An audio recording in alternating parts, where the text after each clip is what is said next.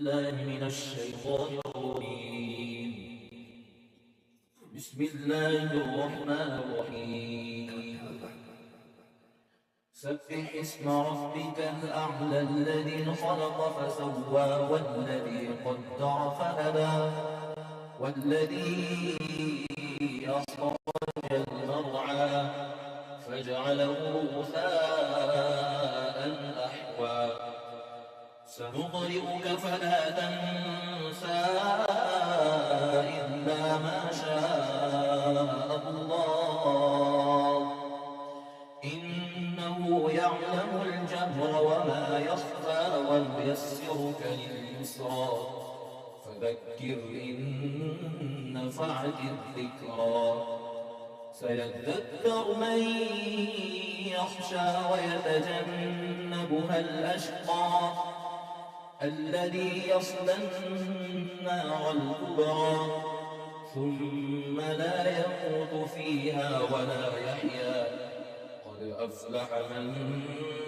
تزكى وذكر اسم ربه فصلى بل تؤثرون الحياة الدنيا والآخرة خير وأبقى إن هذا لفي الصحف الأولى صحف إبراهيم وموسى صدق الله.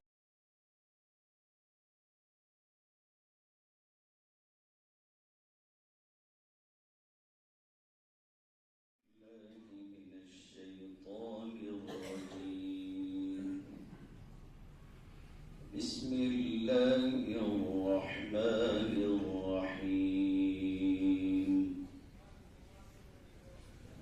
لا تجعل مع الله إلها آخر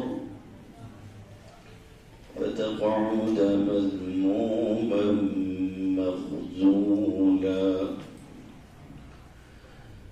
وقضى ربك ألا تعبدوا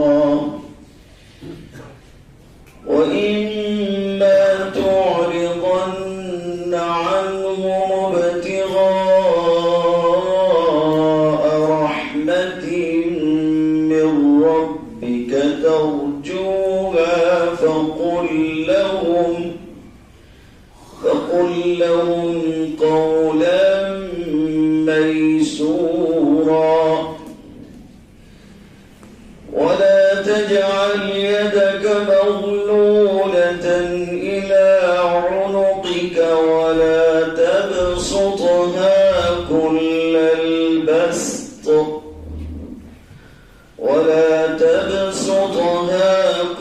البسط فتقعد ملوما محسورا إن ربك يبسط الرزق لمن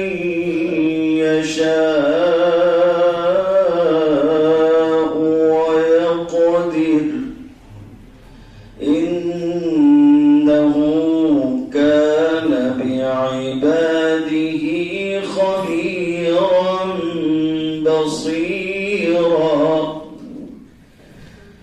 ولا تقتلوا أولادكم خشية إملاق نحن نرزقهم وإياكم إن قتلهم كان خطأ كبيرا ولا تقربوا الزنا إنه كان فاحشة وساء سبيلا ولا تقتلوا النفس التي حرم الله إلا بالحق ومن قتل مظلوما فقد جعلنا لوليه سلطانا فلا يسرف في القتل إنه كان منصورا ولا تقربوا مال اليتيم إلا بالتي هي أحسن حتى يبلغ أشده وأوفوا بالعهد إن العهد كان مسؤولا وأوفوا الكيل إذا كلتم وزنوا بالقسطاس المستقيم ذلك خير وأحسن تأويلا ولا تقف ما ليس لك به علم إن السمع والبصر والفؤاد كل أولئك كان عنه مسؤولا ولا تمش في الأرض مرحا إنك لن تخرق الأرض ولن تبلغ الجبال طولا كل ذلك كان سيئه عند ربك مكروها ذلك مما أوحى إليك ربك من الحكمة ولا تجعل مع الله إلها آخر فتلقى في جهنم ملوما مدحورا صدق الله العظيم یہ سورہ بنی اسرائیل ہے جس کی آیت نمبر 22 سے لے کر آیت نمبر 39 تک ہم نے آپ کے سامنے پڑھا ان پڑھی گئی آیات کی ترجمانی اس طرح سے ہے اللہ کے ساتھ کوئی اور معبود نہ ٹھہراؤ نتیجہ یہ ہوگا کہ تم بدحال اور بے یار و مددگار ہو کر بیٹھ رہو گے، اور آپ کے رب نے یہ حکم دیا ہے کہ سوائے اس کے کسی اور کی عبادت نہ کی جائے اور اپنے ماں باپ کے ساتھ حسن سلوک کیا جائے۔ اگر تمہارے پاس ان میں سے ایک یا دونوں کے دونوں بڑھاپے کو پہنچ جائیں تو ان کو کبھی منہ بھی مت کرنا اور نہ ان کو جھڑکنا اور ان سے خوب ادب سے بات کرنا اور ان کے سامنے نرمی سے انکساری کے ساتھ جھکے رہنا اور دعا کرتے رہنا کہ میرے پروردگار ان دونوں پر رحمت فرمائیے جیسا کہ انہوں نے مجھ کو بچپن میں پالا پرورش کیا۔ تمہارا رب جو کچھ تمہارے اندر ہے اس کو خوب جانتا ہے، تو اگر تم سعادت مند ہو تو وہ توبہ کرنے والوں کی غلطیوں کو معاف کر دیتا ہے، اور قرابت داروں کو ان کا حق دیتے رہو اور محتاج اور مسافر کو بھی دو، اور بیہودہ جگہوں میں خرچ نہ کرو۔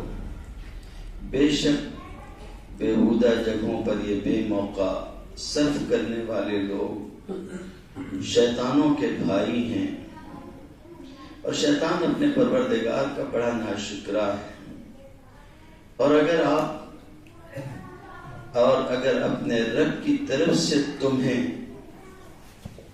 کسی رزق کے آنے کی امید ہو اور تم اس کے انتظار میں ہو، جس کی وجہ سے تم ان لوگوں سے پہلو تہی کر رہے ہو، تو ان سے نرمی کی بات کہہ دینا، اور نہ تو اپنا ہاتھ اپنے گردن سے بالکل ہی باندھ لینا چاہیے اور نہ بالکل ہی کھول دینا چاہیے، ورنہ الزام خوردہ اور تہی دست ہو کر رہ جاؤ گے۔ بلا شبہ آپ کا رب جس کو چاہتا ہے زیادہ رزق دیتا ہے اور وہی تنگ بھی کر دیتا ہے۔ بے شک وہ اپنے بندوں کو خوب اچھی طرح سے جانتا بھی ہے اور دیکھتا بھی ہے، تو وہ اپنے بندوں کو بہتر طور پر جانتا اور دیکھتا ہے، اور اپنی اولاد کو ناداری کے اندیشے سے قتل نہیں کرنا، کیونکہ ہم ان کو بھی رزق دیتے ہیں اور تم کو بھی۔ بے شک ان کا قتل کرنا بڑا بھاری گناہ ہے، اور زنا کے پاس بھی نہ پھٹکنا بلا شبہ وہ بڑی بے حیائی کی بات ہے اور بڑی بری راہ ہے، اور جس شخص کے قتل کو اللہ نے حرام فرمایا ہو اس کو قتل مت کرو، ہاں مگر حق پر، اور جو شخص ناحق قتل کیا جائے تو ہم نے اس کے وارث کو اختیار دیا ہے، سو اس کے قتل کے بارے میں حد سے باہر نہیں نکلنا چاہیے۔ وہ شخص طرفداری کے لائق ہے، اور یتیم کے مال کے پاس بھی نہ جاؤ مگر ایسے طریقے سے جو کہ مستحسن ہے، یہاں تک کہ وہ اپنی بلوغت کو پہنچ جائیں، بلوغت کی عمر کو، اور عہد پورا کیا کرو۔ بے شک عہد کی باز پرس ہونے والی ہے، اور جب ناپ تول کر دو تو پورا ناپو اور صحیح ترازو سے تول کر دو۔ یہ اچھی بات بھی ہے اور اس کا انجام بھی اچھا ہے، اور جس بات کی تم کو تحقیق نہ ہو اس پر عمل مت کیا کرو، کیونکہ کان، آنکھ اور دل ہر شخص سے ان سب کی قیامت کے دن پوچھو گے، ان سب کے بارے میں لوگوں سے پوچھو، اور زمین پر اتراتے ہوئے نہ چلو، کیونکہ نہ تو تم زمین کو پھاڑ سکتے ہو اور نہ پہاڑوں کی لمبائی کو پہنچ سکتے ہو۔ یہ سارے برے کام تیرے رب کے نزدیک ناپسندیدہ ہیں۔ یہ باتیں اس حکمت میں کی ہیں جو اللہ تعالیٰ نے آپ پر وحی کے ذریعے سے بھیجی ہیں، اور اللہ تعالیٰ برحق کے ساتھ کوئی اور معبود تجویز مت کرنا، ورنہ تو الزام کھایا ہوا اور راندے درگاہ ہو کر جہنم میں ڈال دیا جائے گا۔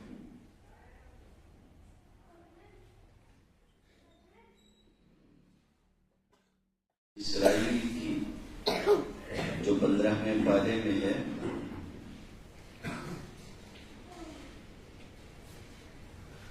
آیت نمبر 22 سے لے کر 39 تک آپ کے سامنے ہے۔ اللہ تعالی ہم لوگوں کو اس کے سمجھنے کی توفیق عطا فرمائے۔ میرے بھائی، قرآن مجید اللہ رب العزت کی طرف سے اتاری ہوئی ہدایت کی ایک ایسی کتاب ہے جس کے مقابل میں اور کتابیں تو جانے دیجیے، آسمانی کتابیں بھی اس کے مقابل کی نہیں۔ یہ اللہ تعالیٰ کی طرف سے ہدایت کا سب سے زیادہ کامل و مکمل اور آخری نسخہ ہے، فائنل ورژن ہے، اب اس کے بعد کچھ نہیں آنا ہے۔ آج کل زمانہ یہ عجیب سا چل رہا ہے، دوسروں کا کیا شکوہ کیا جائے، ہمارے یہاں خود مرعوبیت کا یہ عالم ہے، دوسروں سے اثر قبول کرنے اور دبنے کا یہ عالم ہے کہ کوئی موٹیویشنل اسپیکر دو چار انگریزی کی موٹی موٹی ٹرمز ہمارے سامنے آ کے بیان کر دیتا ہے، ایک تقریر جھاڑ دیتا ہے، ہم لوگ بھی مبہوت ہو جاتے ہیں، اور کیا شاندار تقریر کی اور کیسا بہترین پرسنالٹی ڈیولپمنٹ انہوں نے سکھایا ہے۔ خدا کی قسم، ساری دنیا کے موٹیویشنل اسپیکر بھی مل کر اور ان کی ساری تقریریں بھی تنہا صرف اس ایک حصے کا جو ابھی میں نے آپ کے سامنے پڑھا ہے، اس کا مقابلہ نہیں کر سکتے، نہیں کر سکتے۔ اس لیے نہیں کہ یہ میرا عقیدہ ہے یا میں قرآن مجید کو مانتا ہوں، اس لیے کسی بھی تعلیم کو یا کسی بھی روشنی کو جب جج کیا جاتا ہے تو اس کے لیے بہت سارے پیرامیٹر ہوتے ہیں، ان کو سامنے رکھنا ہوتا ہے۔ یہ جو بات میں آپ کے سامنے کہنے جا رہا ہوں، یہ آج کی ماڈرن لائف کے دور میں کہا گیا جملہ یا کہی گئی نصیحتیں نہیں ہیں، یہ 1400 سال پہلے کے تاریخ دور میں کہی گئی تھی، اس وقت جب یورپ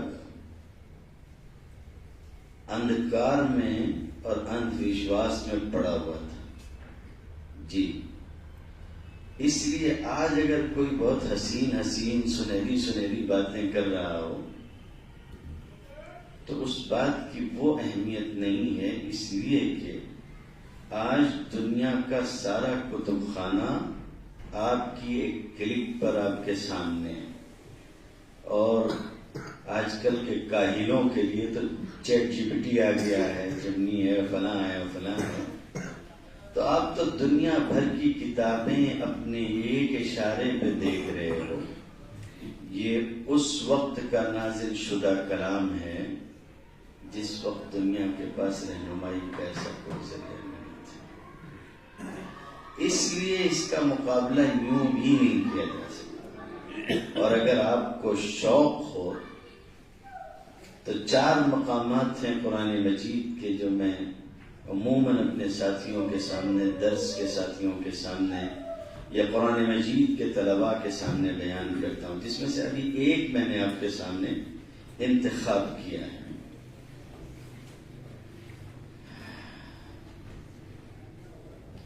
بائیس سے لے کر 39 تک کتنا ہوا؟ 18 آیتیں ہیں۔ کتنی ہیں؟ 18 آیتیں ہیں. ان 18 آیتوں میں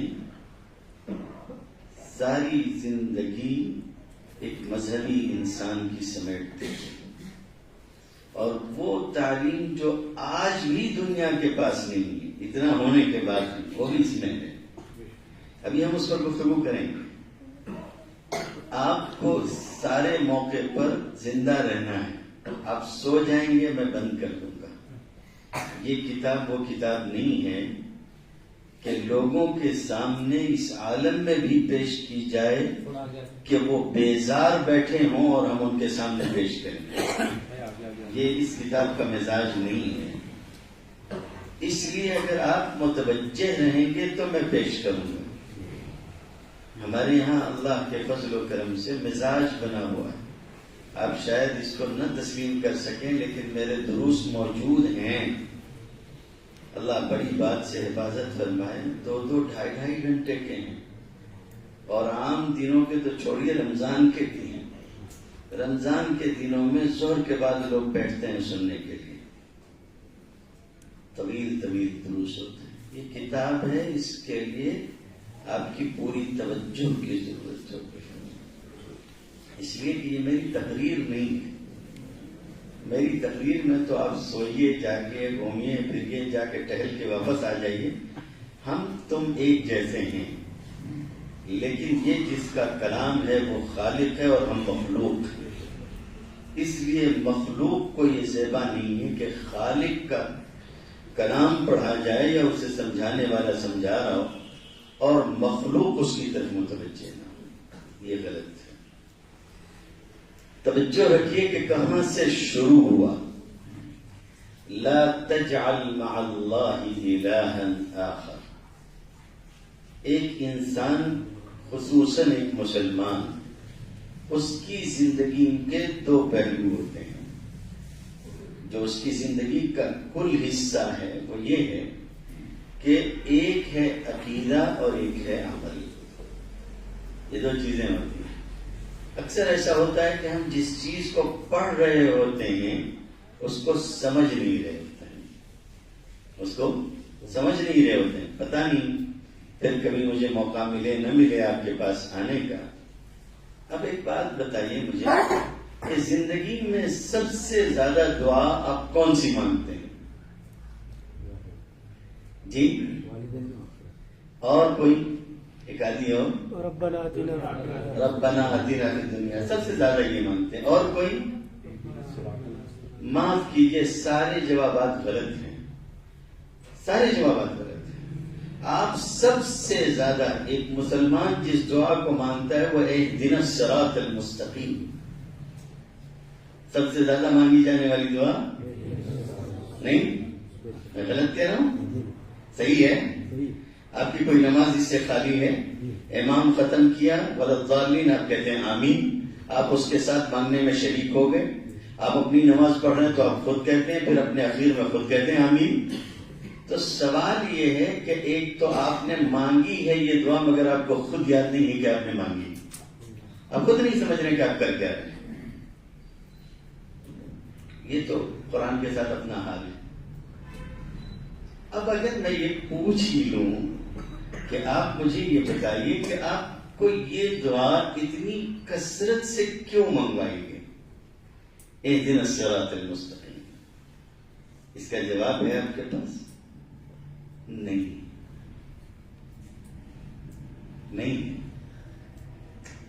ان لوگوں کے پاس بھی نہیں ہے جو قرآن مجید کا مطالعہ کرنے کا حوصلہ رکھتے ہیں. اس لیے کہ ہم نے قرآن مجید کو قرآن مجید کے طور پر سمجھنے کی کوشش نہیں کی. قرآن مجید کے مطالعہ کرنے کے بھی الگ الگ طریقے ہیں. جیسے ہم آپس میں بات کر رہے ہوتے ہیں تو ایک دوسرے سے کہتے ہیں فلاں آدمی بڑا مرد ہے. مرد ہونے کا مطلب کیا ہے؟ جی بولیں گے تو میں چل پاؤں گا، نہیں بولیں گے میں نہیں چل پاؤں گا. ایک ہی سوال میں دیکھ لیا کہ یہ الٹا دیتا ہے، اس لیے بات ہی نہیں کرتی. بڑا طاقتور بہادر کوئی ایسا ہو تو ہم لوگ بولتے ہیں بڑا مرد آدمی ہے. ٹھیک ہے نا؟ ہاں. کبھی قرآن سے پوچھو کہ مرد آدمی کون؟ پوچھا نہیں پوچھا؟ مطالعہ کرنے کا طریقہ ہے۔ قرآن سے پوچھیے کہ مرد کس کو کہتے ہیں۔ قرآن مجید آپ کو بتائے گا کہ مرد وہ نہیں ہے جو ویٹ لفٹنگ کر لے، بہت زیادہ وزن اٹھا لے، فلاں فلاں۔ مرد وہ نہیں ہے جو کسی کو پچھاڑ دے کشتی میں۔ مرد وہ نہیں ہے جس کے سامنے لوگ آنے سے ڈرتے ہوں۔ میرا ایک ساتھی ہے لندن کے ساروے یونیورسٹی سے پڑھا ہوا، میرا بہت قریبی دوست بھی ہے، پڑھنے کا اور کام کرنے کا غیر معمولی جذبہ اور شوق ہے اس کو، یہاں تک کہ عقیدے کی ایک کتاب پڑھنے کے لیے اس نے میرے ساتھ سفر کیا اور مکہ مکرمہ میں ہم لوگ جمع ہوئے، بہت تھوڑی مدت کے لیے، میرے خیال میں 3 دن کے لیے، 3 دن۔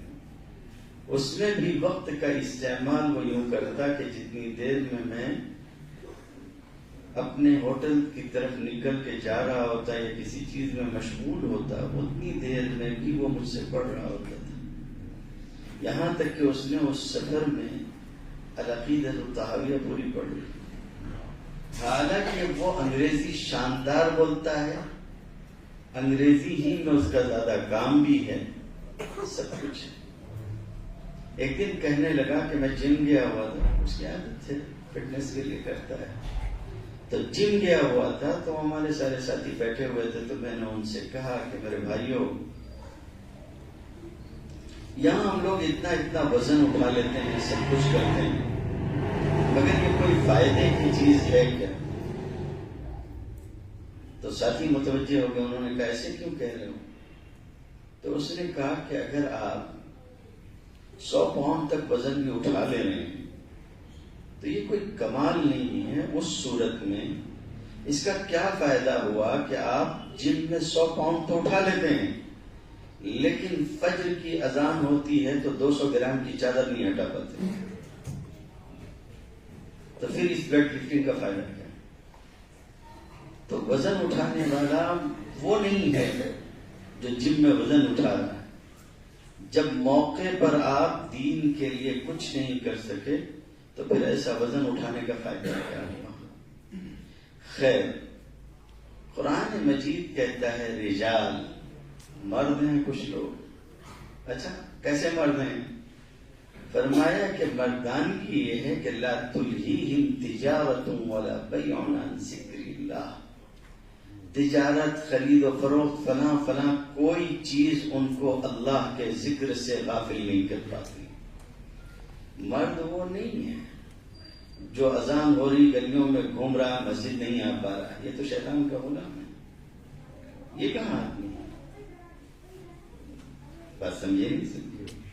ایسے ہی قرآن مجید سے پوچھو، آپ میں بہت سارے ہوں گے جن کو یہ ہوگا کہ ہم لوگ پڑھے لکھے ہیں، میں کسی کی پڑھائی پر کوئی حق نہیں رکھنا چاہتا، لیکن کبھی آپ پوچھئے قرآن مجید سے کہ جینیس کون ہے؟ ہمارے یہاں جینیس کون ہوتا ہے؟ جی، ہم لوگ عقل مند اس کو سمجھتے ہیں جس کے یہاں عقل کی مندی ہوتی ہے۔ ہاں عقل مند ہے، بہت عقل مند ہے، یہی خیال تو جاوید اختر کو بھی تھا کہ وہ بہت عقل مند ہے، بہت جینیس ہے، لیکن پتہ چلا کہ صاحب جس کو آپ عقل سمجھ رہے تھے آپ تو اس سے پیدل ہیں۔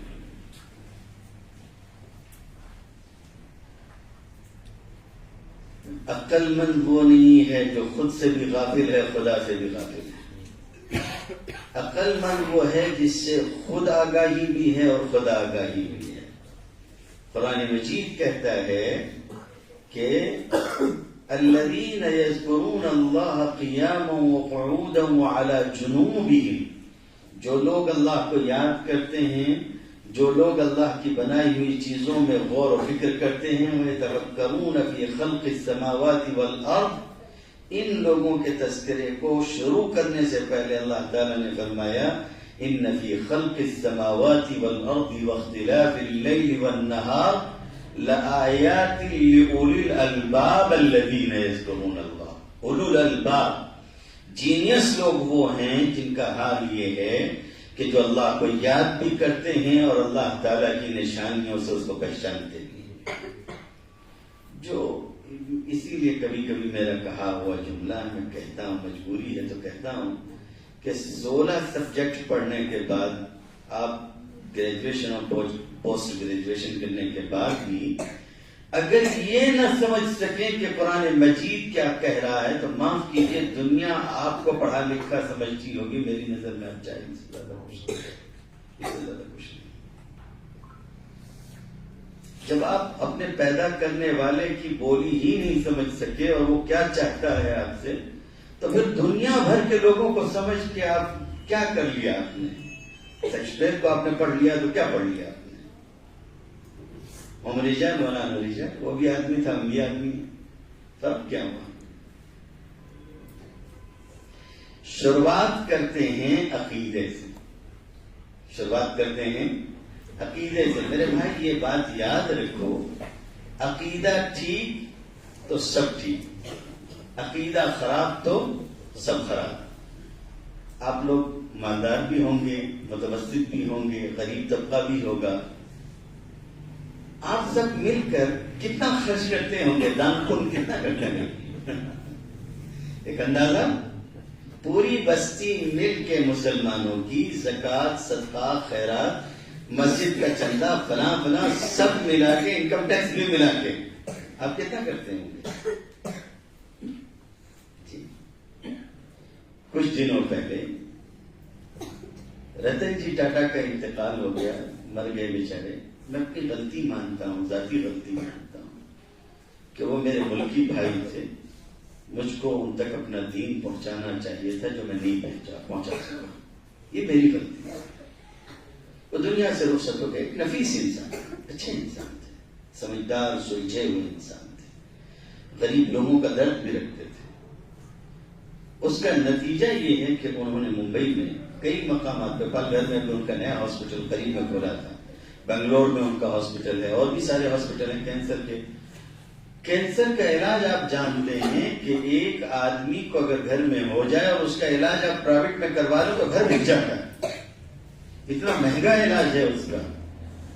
دنیا کے ماہر ڈاکٹروں کی ٹیم رکھ کے اپنے ہر ہاسپٹل کے اندر اتنا شاندار جو ہے علاج کروا رہے ہیں، اور روزانہ سینکڑوں لوگ فائدہ اٹھاتے ہیں۔ اس اکیلے ایک آدمی کے ایک مہینے کی خیرات کا مقابلہ بستی کے مسلمان پورے سال کی خیرات سے نہیں کر سکتے، نہیں کر سکتے۔ تو کیا خیال ہے، کل قیامت کے دن ہم سب سے پہلے رتن جی ٹاٹا جنت میں جائیں گے؟ ان کی ساری انسانیت کے احترام کے باوجود ہمارا ماننا یہ ہے کہ نہیں جا پائیں گے۔ اس کی وجہ یہ ہے کہ عمل تو خوب تھا مگر عقیدہ نہیں تھا۔ کوئی بھی نیکی اس وقت بنتی ہے جب اس کے ساتھ عقیدے کی درستگی ہو۔ بات سمجھ میں آ گئی؟ اس لیے سب سے پہلی بات کہاں سے شروع کی؟ لا تجعل مع اللہ الہا آخر۔ معبود ایک ہے، اس کے سوا کوئی اور نہیں ہے، تو تم اس کے ساتھ کسی اور کو شریک بھی نہیں کرو۔ دنیا کی زندگی جو کسی بھی انسان کو ملی ہوئی ہے، اس کی سب سے بڑی غلطی اگر کوئی ہو سکتی ہے تو وہ شرک ہے۔ وَإِذْ قَالَ لُقْمَانُ لِابْنِهِ وَهُوَ يَعِظُهُ يَا بُنَيَّ لَا تُشْرِكْ بِاللَّهِ إِنَّ الشِّرْكَ لَظُلْمٌ عَظِيمٌ۔ اللہ شرک نہیں معاف کرے گا، اللہ شرک نہیں معاف کرے گا۔ ان اللہ لا یغفر ان یشرک به ویغفر ما دون ذلک لمن یشاء۔ اللہ کی قسم، اگر خالی اسی ایک بات پر بولتے رہیں گے تو جتنا وقت لوگوں نے دیا وہ ختم ہو جائے گا، تو وہ باقی 17 آیتیں کیا کریں گے؟